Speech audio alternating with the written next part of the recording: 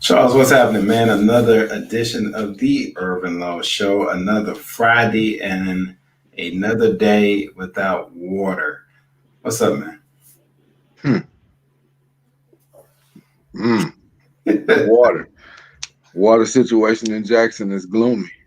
Weather outside is nice, but this is not exactly the most stellar moment for the city of Jackson and its infrastructure. I can tell you that. A lot of frustrated citizens. Fair enough. I think I titled this show and I asked the question, have we lost the spirit of humanity? Because when I look at the last couple weeks, I look at the last year, a little over a year, the common void, the common thing that I see missing in a lot of actions of people is humanity, the spirit of humanity, just the basic definition and actions of humanity at its core. So my question is, as Americans, have we lost the spirit of humanity? Did we ever have the spirit of humanity? Where are we? Because water to me,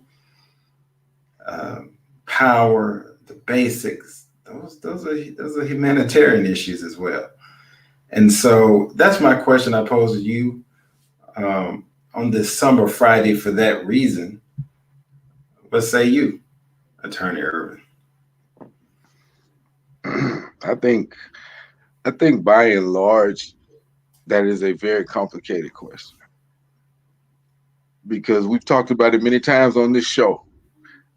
Elected officials are not stepping up and showing that empathy is what you're getting at.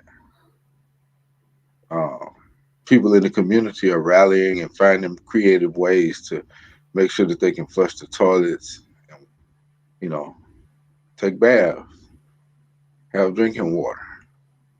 That's all they're asking for. But when you have elected officials saying, just be patient, but they have water at their residence, that's a hard one.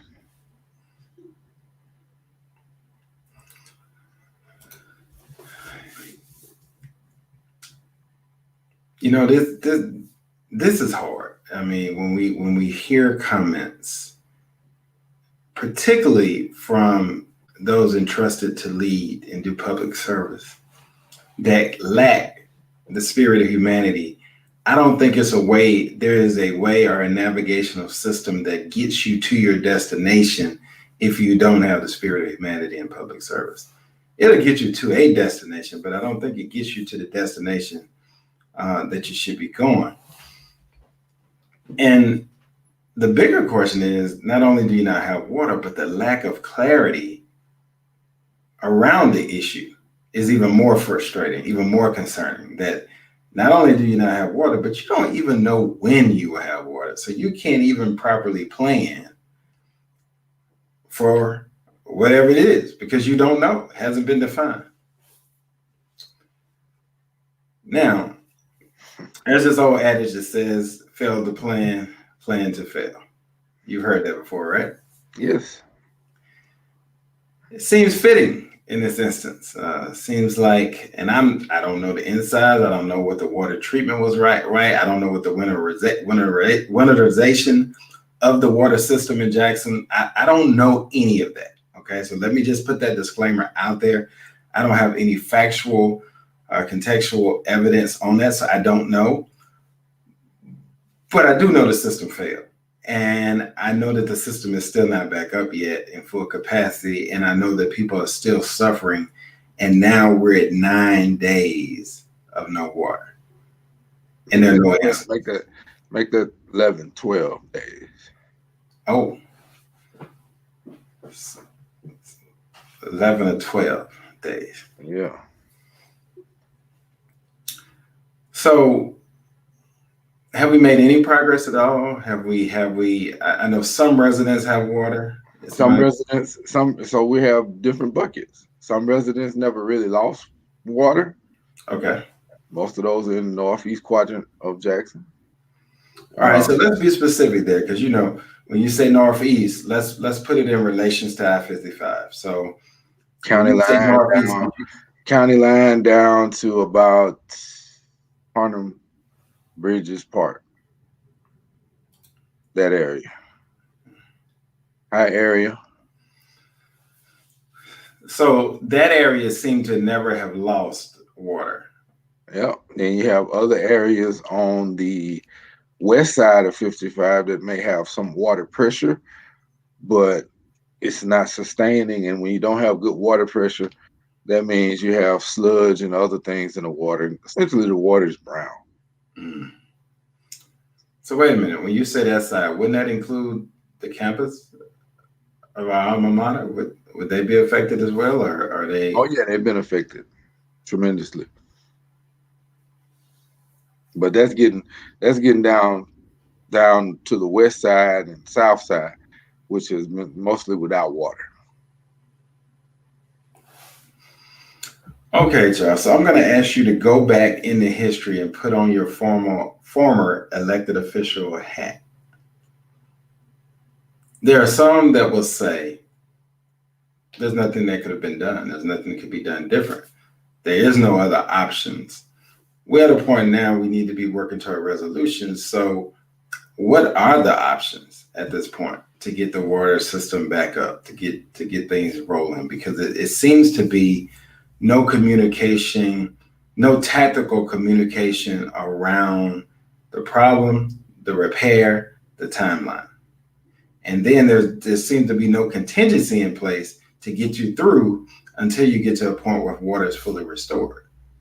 So what Well, am I missing here? So I think as of Wednesday, the mayor started getting water tanker trucks out in various quadrants of the city so people could come and fill up their buckets and jars of water so that they could service their homes.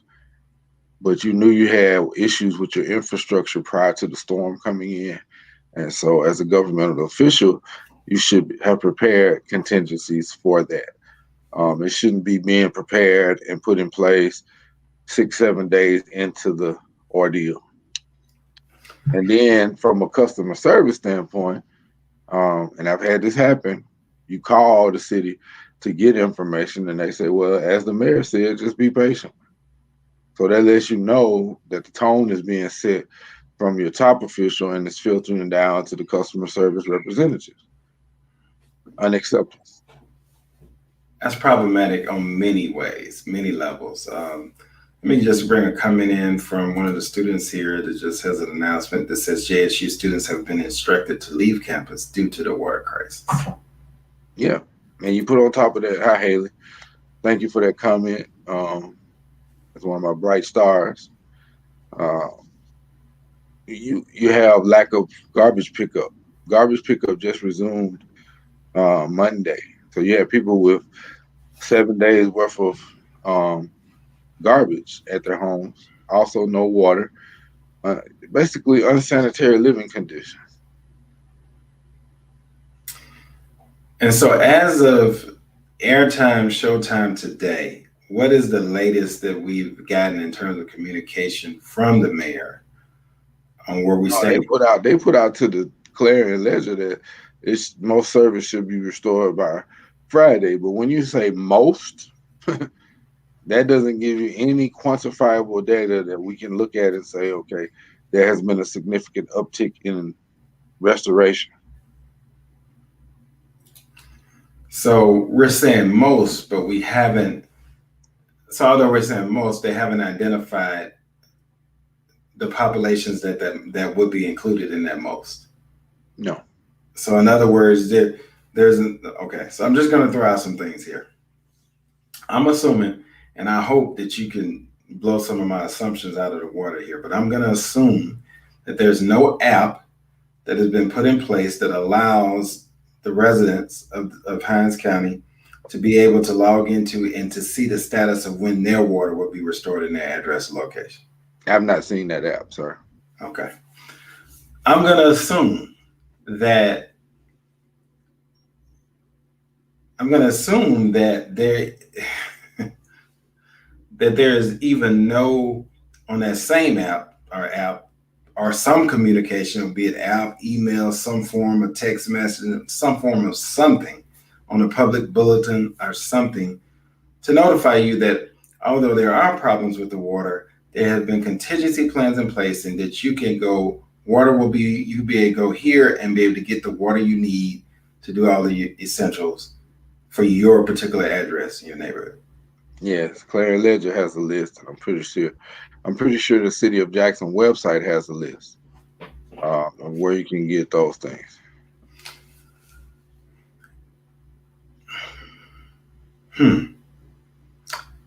This is concerning on a lot of levels because it affects, not only does it affect locally in the residents, but I mean, how can you have a lot of state agencies in Jackson. I would assume they are supplied by that same water source. Am I correct in that assumption? Yeah, you are. Okay. But it just depends. Some areas have been better taken care of than others. So some of them won't have water. Some of them will.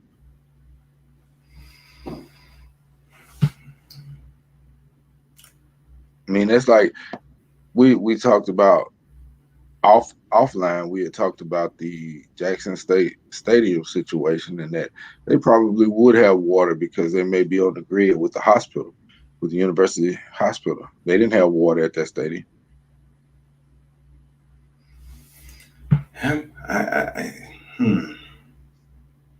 me go to comment. Marcia says this has really exposed a lack of emergency preparedness plan. If how to restore utilities are not in the plan, what the heck is in the plan then? So is this a consistent practice for other communities in and out of the state? Yes, yes, and yes. Good days. I always say this about government. Good days bring about laziness. See, it's on the good days that you don't really need that plan. But I'm pretty sure some of my students from American government are in here. And one of the things that they're discussing right now is emergency preparedness. What is it? What should it look like?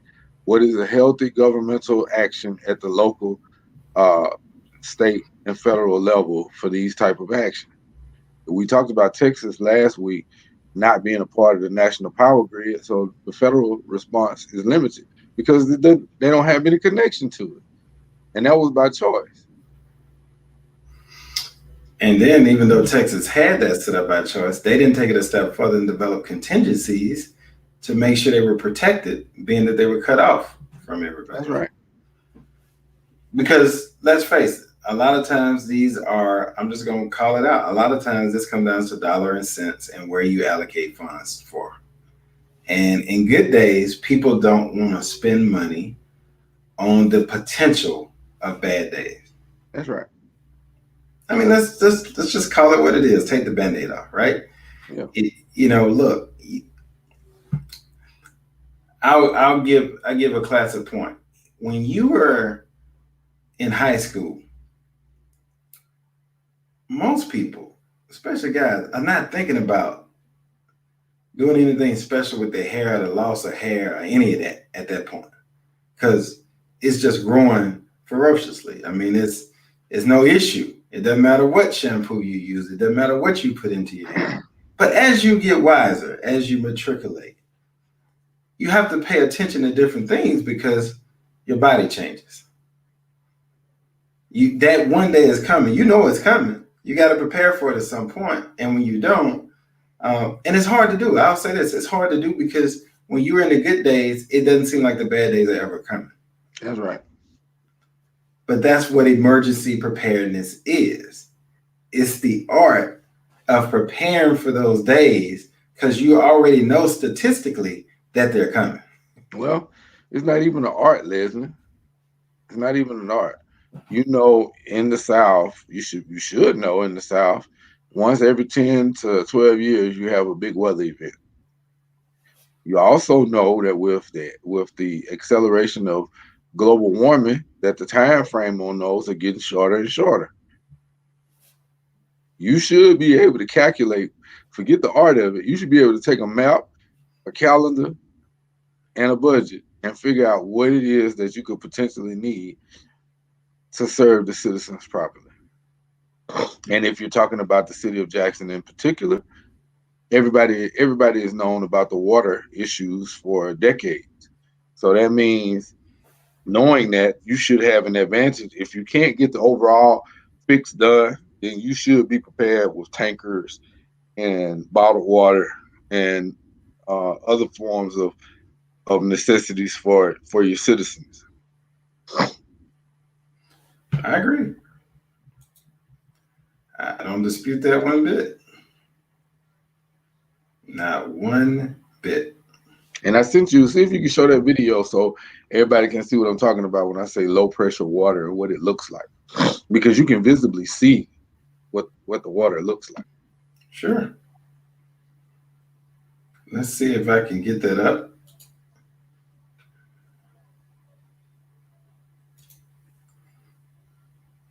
I have to refresh.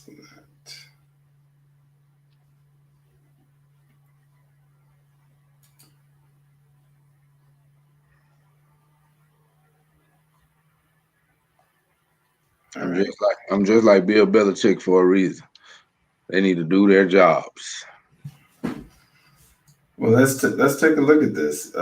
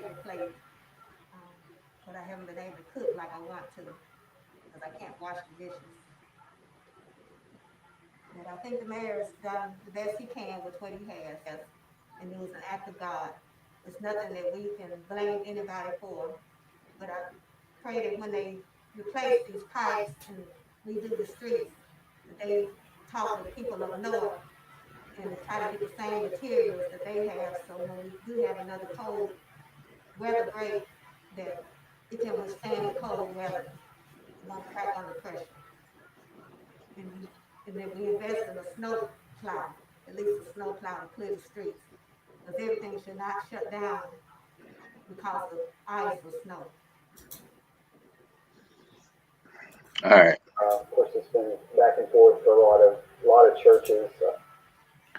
Couple things on that list. When she says it's an act of God and that the mayor has done the best he can, that is political speak. They've been putting that out into the atmosphere so much because they want to try and shift people's eye to the fact that the storm was inevitable. Yes, the storm was inevitable, and you can never gauge the size, strength, or the duration of a storm. However, You can prepare. This is a lack of preparation on the part of the mayor on behalf of the citizens of Jackson.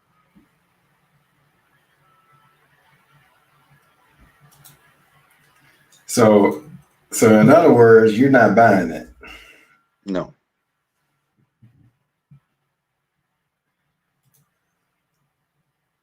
So Charles, I'm going to post a link yes, I will post a link for that, Alexis, for that video. Just a second here. Go ahead and continue, Charles. Sorry to interrupt. I mean, act of God is insurance talk. We became very familiar with this term during Hurricane Katrina because that was the clause in the insurance that they used to not pay people's claims, right?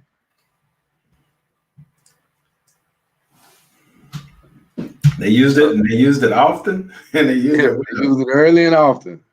That they did. And while we do recognize that the mayor can't tell us how long a storm is going to be, or how bad it's going to be, or how massive the impact is going to be, but he can look at those same charts. That's why they do. That's why they have meteorologists. That's why they have weather people to map out 7 to 10 to 12 days in advance. You take those days, you plan for water issues because you have old pipes, and you carry on. You don't start planning for water tankers or get into a shouting match with another elected official about stuff that could have been done pre-storm.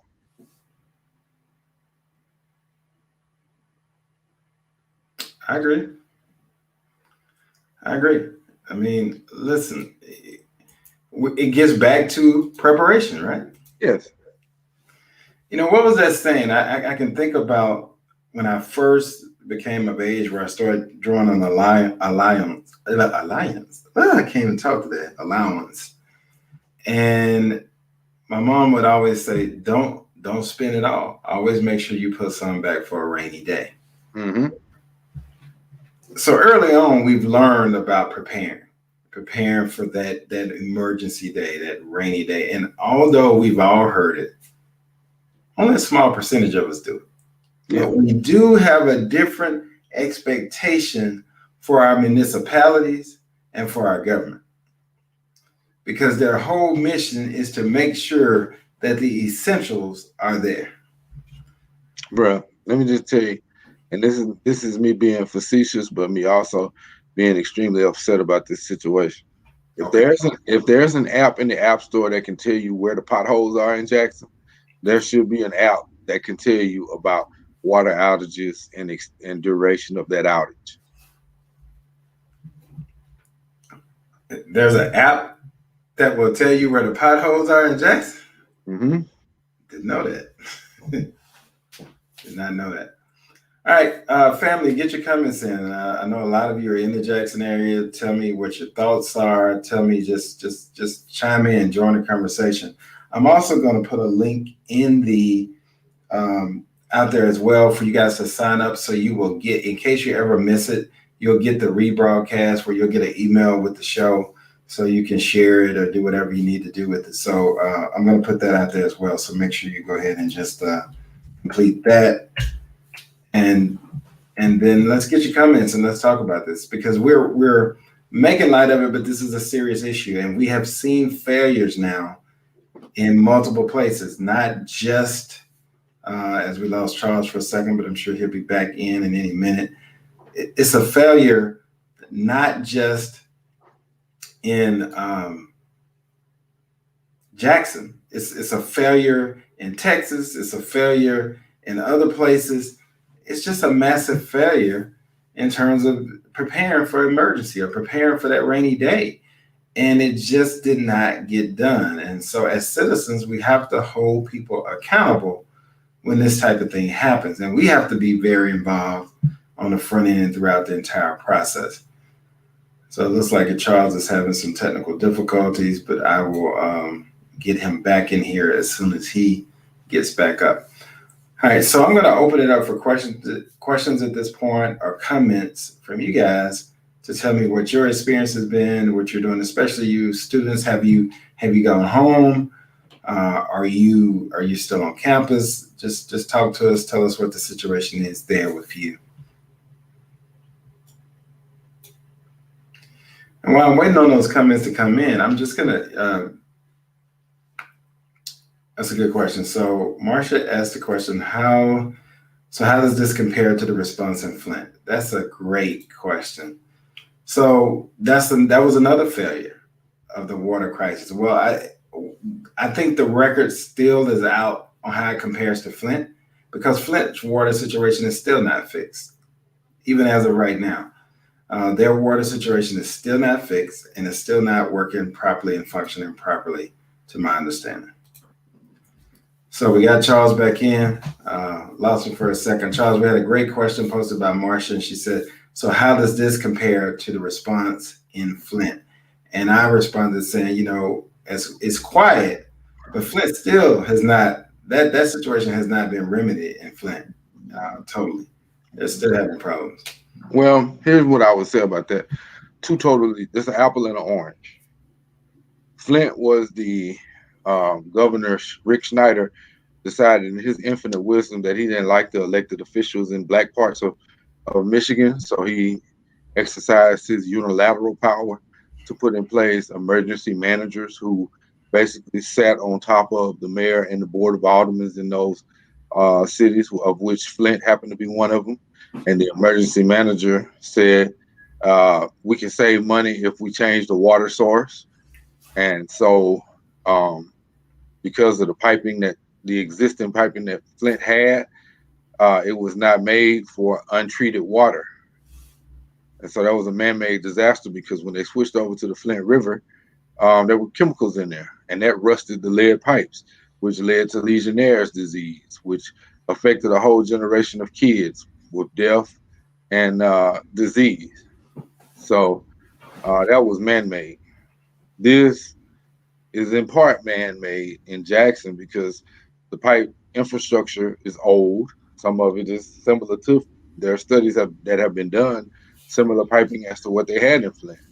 But it's been a beast to get the resources necessary to correct all of the piping in Jackson, which then results in road issues because where those pipes burst, they cause cave-ins, and when they go back and patch them up, that's how you get potholes. Um, so it's a cascading effect. But you could have planned for uh, this situation, knowing that you have older pipes and issues. What you do is you take out short-term leases with companies that have the infrastructure and resources, such as water tankers, to have them on standby and have enough of them so that people are not suffering. They can have access to fresh water, to flush toilets and such. And wash dishes and do the basic necessities of life. Yeah.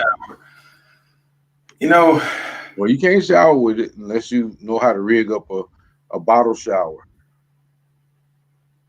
because the shower head itself is off. So you'd have to rig up a camping shower. But at least you would have water to flush your toilets and take a rinse off and uh, you know do some basic necessities. You won't be doing the luxury showers. you know, I, listen, it's been a challenging 2 weeks, man. When I sat last week, I didn't think that the challenges and stuff we were facing out here I would then see it affect the rest of the firm, the rest of the team in Jackson, and the rest of my loved ones and family and friends and people I don't even know as they travel through. And it just had you ask this question: was it anybody prepared? Did anybody do the work?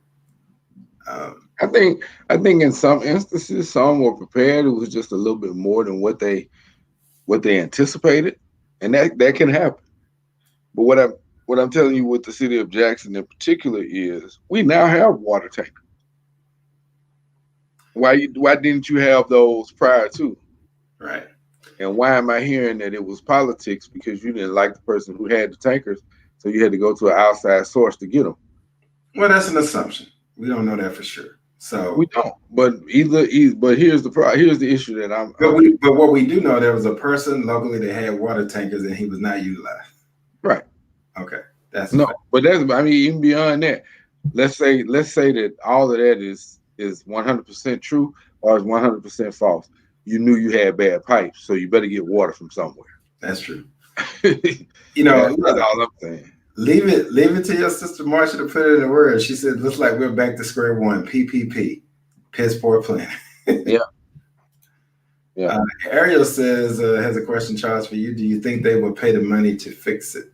Depends on who's in office, and it depends also on who's on the board, because they have to work together to come to a solution and make that a priority. All right, let's go to Haley. Haley says, though I'm not residing on campus, I see how Mississippi local governments have failed to help alleviate problems in their community. With this lack of care and trust, how can any residents trust its public officials to properly function? I feel this has left many people to lack security and stability. Haley, you must be reading my mind. Elections have consequences. So, as we always tell our audience, vet your candidates and make sure that they have actionable plans. You know, I think we're back at this point, and we've always emphasized politics are local, right? We've always emphasized to not only be a student, not only be an observer, but be actively involved. And now we see it again. We see it again. It's right here in front of us. It's being repeated state after state after state. You know, believe it or not, this is not just a Jackson problem. This is not. Now, the focus is on Jackson right now. It was on Texas last week, but this is not just a Texas problem. It's not just a Jackson problem. Now, to that point, we have watched from a distance, summer after summer, if Californians have gone through blackouts because of what the climate has done there, what they're dealing with there. So this is not new, but it's calling for a greater sense of urgency and even more accountability into making sure that action takes place to prepare for these issues. They're not new. This is not new. This, in fact, you could even say statistically, this event could have been predicted. Yeah, with a high level of certainty. Yeah. If you talk to the scientists, they would have told you the magnitude of each type of weather incident is being increased. They're being magnified because of global warming, greenhouse gases. Yeah, I mean, I can just think about the late, rest in peace, Dr. Steve Agaro, who taught us statistics. And he would tell you, Mr. Peters, this can be predicted. There's a standard deviation of mean of error in which this could be predicted by. And so you didn't know what the weather event was going to be, but you knew you were going to have a weather event, and you can predict that down to a reasonable amount of time, and you know if you prepared for it or not. That's right. And if you're not prepared for it, you at least should have had contingencies. So if your pipes that are already vulnerable and frail and old, if they fail, this is the contingency you have in place, and all you have to do is hit a button and it goes. It's kind of like having a generator.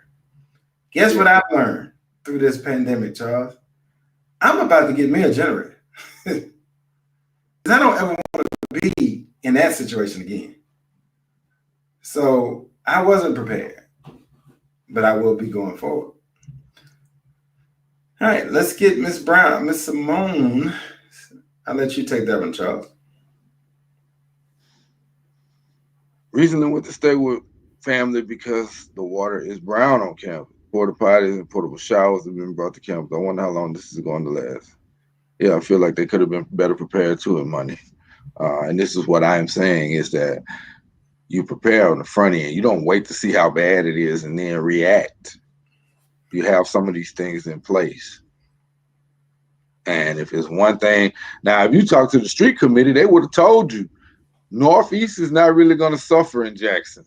They're going to always have whatever amenities they need. Central, Fondren, Bellhaven, they may suffer a little bit just because of the old age. But everybody else, you're on your own. You better be prepared. So if the street committee knows this, why doesn't City Hall know this? Now, Charles, what's the street committee, man? The street committee is people that you talk to in the street that live here, that have experienced these things, who know where all the potholes are, so they can navigate in snow, in rain, in sunshine without hitting potholes and tearing their rims up. Because if they're like me, they've already torn their rims because of the potholes, so they Oh, know yes, what. sir. Yes, sir. You have torn up many. And Yes, you know, I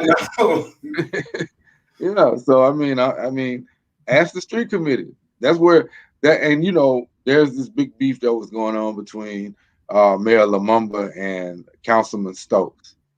And I understand Councilman Stokes can speak in a very forward manner, to say the least. But if you listen to what he's saying about talking to the citizens and being present, that's how you find out what your people need. You have to actually go see them. No doubt. And that's not me taking shots at the mayor. All I'm saying is, if you haven't put the plan in place, then it's going to look like you haven't been talking to the people. Well, whether he talked to the people or didn't talk to the people, it is very clear that he did not have a plan. He didn't have a plan. Well, let me rephrase it differently. No action was taken to start dealing with fixing some of the most vulnerable infrastructure. And number two, no contingency plan was ever prepared for when it went out. So here's the thing, Charles. I take this back. We both, when we went to college, our freshman year, we didn't have vehicles. Parents didn't let us have them for a semester. When we got them, we both had hoopties. We had older cars. It wasn't a matter of if it broke down. It When? was just a matter of when. When? It's just a matter of when. It wasn't an if. So we all knew that. So the thing that we would always say, we just hope that they don't break down at the same time. Right. Because our contingency plan were based off somebody's car working. That's And right. then when Mike finally got a car and he got a new car, then that solidified our contingency plan because we always had one that was working. That's right. That's right. 33%. 33%. So now I know you modern day college students don't know nothing about that because you probably you don't have hoopties, but back in we had hoopties and you hopped in them and you rolled with confidence, but you had your contingency plan. That you did. So Charles, where do we go from here, man? So it's day 11 or 12, as you said, with no water. Thank goodness. And well, it's unfortunate that the game is going to be postponed, but it was due to COVID. I want to talk about that a little bit. But so there won't be a game this weekend, so that buys them a little bit more time to get it right. So it'll be 2 more weeks before Jackson State returns back to Memorial Stadium from that perspective. But where do we go from here? I think this is a continuation of what we started last week with Texas. Now we're just doing it in Mississippi. We, the citizens, the government is of the people, for the people, of the people, by the people. So it's time for us to get active in asking these questions to our elected officials before we just give them our vote. We need to understand, hey, what's going on, Belazon? We want to get active enough so that we can ask these questions, so that our votes are not just rubber stamping incompetent behavior, because there will be other issues that arise. And if this is any indication, slow to act is basically no action at all. Mm. All right, switching gears, Charles, I want to remind everybody, we're still in a pandemic. Yeah. I mean, they were having hearings. They were having hearings earlier, FDA approval for Johnson and Johnson one-shot vaccine. And so hopefully that will be approved. I know they had some questions because I think only the numbers on the 75 and above population was small, and so they wanted to have some efficacy numbers on that. So I'm not sure where they are. They may have already approved it. I haven't been able to check.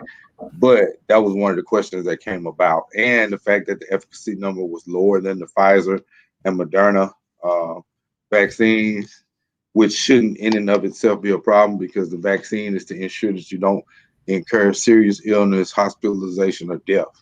Um, and that one shot has some advantages in how it can be transported and stored so it can get to some harder to reach areas.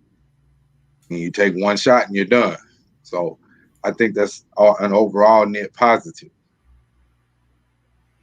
Well, it did, as of 1 hour ago, CNN reported that the FDA vaccine advisors recommended authorization of Johnson & Johnson's coronavirus vaccine.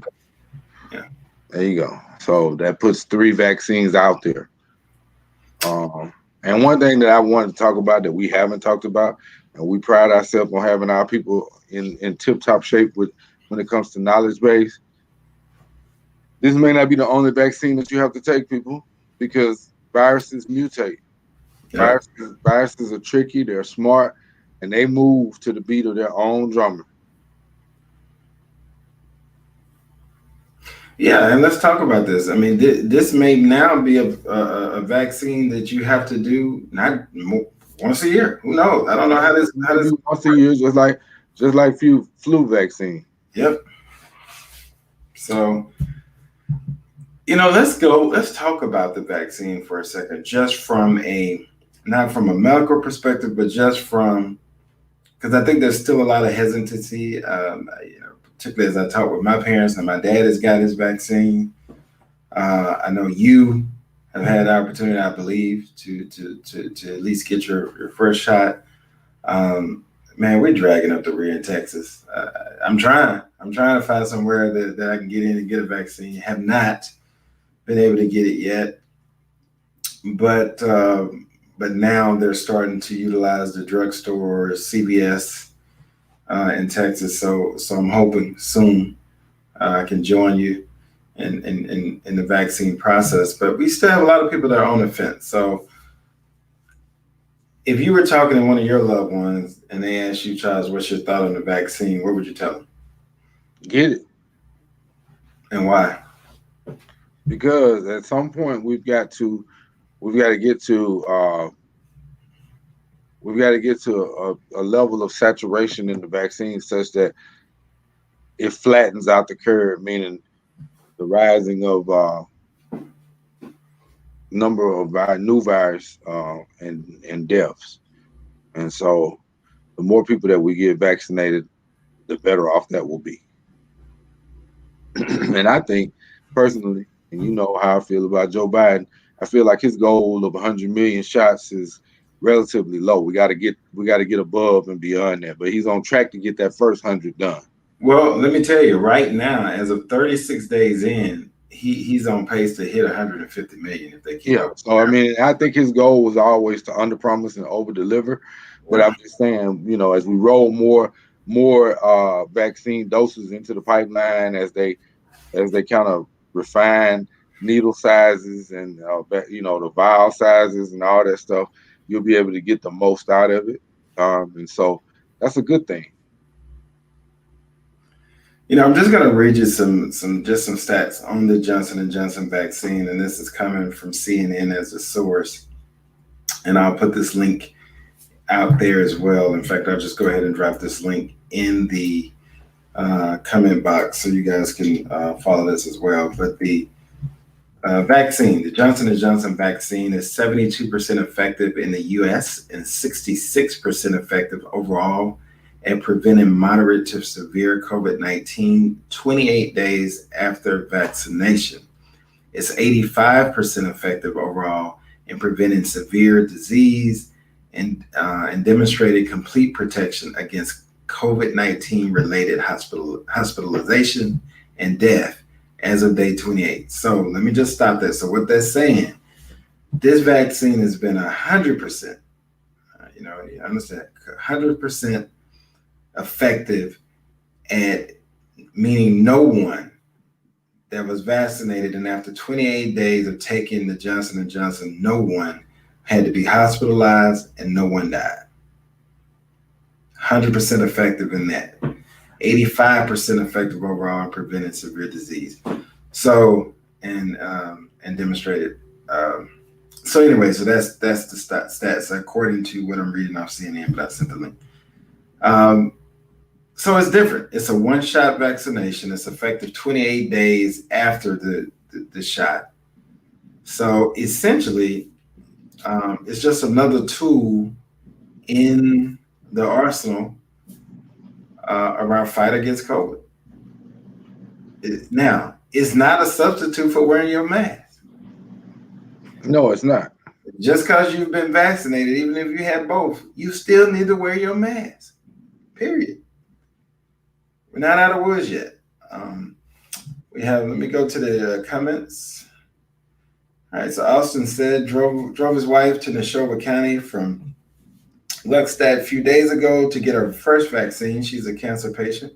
We've been told that part of the reason on the vaccines are so few is because people are stretching the truth in regards to their qualifications for the vaccine. For example, lots of people are claiming to be smokers, which qualifies you for the vaccine in any phase. Yeah, I mean, Austin, here's where you're absolutely correct, and here's where previous administration put us in this pickle, is because they did Operation Warp Speed to get these FDA approvals, but they didn't do the last mile to have the logistics in place to get enough vaccines out into the states. And so Mississippi was one of those states where there was we were playing from a deficit. I think our initial batch of COVID vaccines was 25,000. That's not going to cut it. And so what happens when you have that deficit, people are going to find creative ways to say, yeah, I smoke 10 packs a day so I can get vaccinated.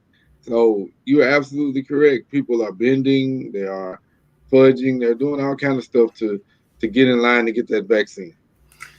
All right. Austin said they miss you in class today, Doc. Yes. So, I think you're right about that. I mean, that's a supply and demand issue. Anytime you have limited supply and high demand, you're gonna have that. Yeah. It's no different, and it doesn't care what the product is.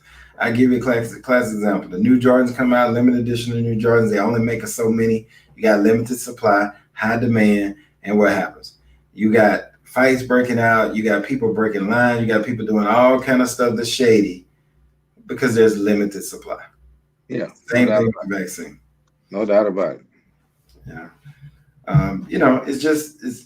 That's just basic business right there. Anytime you got limited supply and high demand, you just know, and you can take it to the bank, you're gonna have some problems. But great point. So I just wanted to get that out there. So if you have the opportunity to get the vaccine, do it. Do it not only for you, do it for your family, for your loved ones.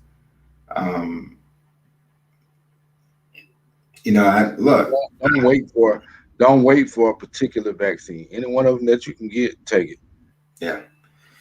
I'm gonna tell you this. Shortly after we finish, I'm going to be taking my wife to the funeral home, unfortunately, to pay respects to a loved one that is in that 500,000 that we've lost to COVID-19. And Charles, no, I've been having a rough week wrestling with that, and I don't know if I'll go in the funeral home or not. But take the vaccination, take the shot if you get a chance to. Take it. Because we had a lot of people that are no longer with us that didn't have the opportunity to even take it. And so if you have the opportunity, don't waste it. All right. So I just wanted to give you that and to share that and to be vulnerable with you for that, because this is real. It affects us all. And if we don't do something about it, if it hasn't gotten close to you, it's not a matter of if it will, it's just when. Mm-hmm.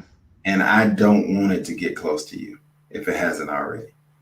So let's do what we need to do and let's encourage. And I also challenge you to use your sphere of influence that you have on others to make sure you implore them to protect themselves and others around them. Thank you, Alexis. Thank you for your prayers. Look, I pray for all of you. I want you to have water back.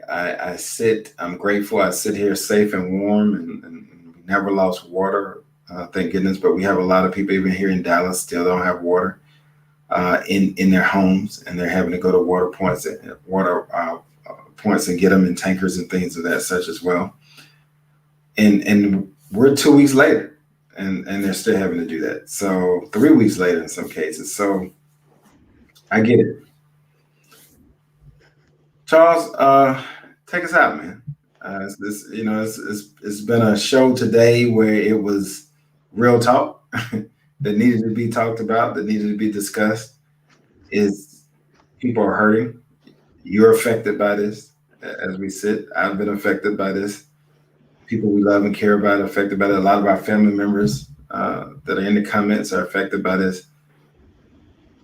Give us something. Give us something as you take us out this Friday to get us through the weekend. Well, despite the temporary hardships, we're still standing. And so with that, we have an obligation going forward to challenge ourselves to be active in our government. It's called participatory government for a reason. Don't just elect people and then let them go off unsupervised. If you don't make the demands, they'll do whatever they want to do, and we'll end up with more situations like this. Doesn't mean that I'm saying everybody should go out and run for office. Where, but if you decide to go that route, I won't knock it. I'll support it. But what I am saying is, even not just going to the front of the line to become an elected official, hold the line and hold those elected officials accountable. There you have it. And guys, I remind you, I'll put the link in the chat again. Join our email campaign, and we'll send you a copy of the show with a link and any relevant, urgent posts we have of information that we need to get out to you. We'll send those out to you so that you can share them more easily. Until next time, and hopefully the next time that we meet, you'll have water and students will be back on campus and things will be better. But until that time, continue to take care of yourselves and your loved ones, and we will see you next week.